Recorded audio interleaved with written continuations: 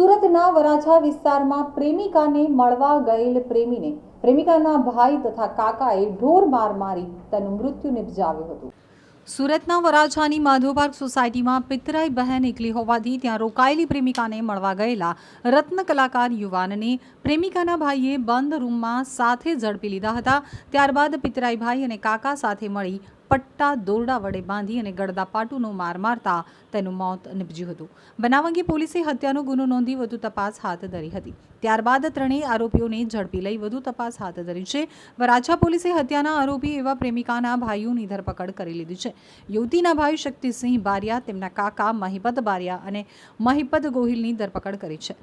પ્રેમિકાએ પ્રેમી મેહુલને મળવા બોલાવ્યો હતો તો પ્રેમિકાના ભાઈઓ આવી જતા પ્રેમી મેહુલને ગંભીર રીતે માર માર્યો હતો। માર મારતા મેહુલનું મોત નિપજ્યું હતું। પોલીસે ત્રણેય ઇસમની ધરપકડ કરી કાર્યવાહી હાથ ધરી છે। મૂળ ભાવનગરની વતની અને વરાછાના ગીતાનગરમાં રહેતો 24 વર્ષીય મેહુલ સોલંકી રત્ન કલાકાર તરીકે નોકરી કરે છે તો માતા પિતા ગામડે ખેતી કરે છે। 4 વર્ષ પહેલા મેહુલના ઘર નજીકની સોસાયટીમાં રહેતી યુવતી સાથે મેહુલને પ્રેમ થયો હતો। આ અંગે યુવતીના પરિવારજનોને જાણ થતાં તેમણે મકાન બદલી દીધું હતું। તેમ છતાં બંને પ્રેમી પંખીડા એકબીજાના સંપર્કમાં રહેતા હતા।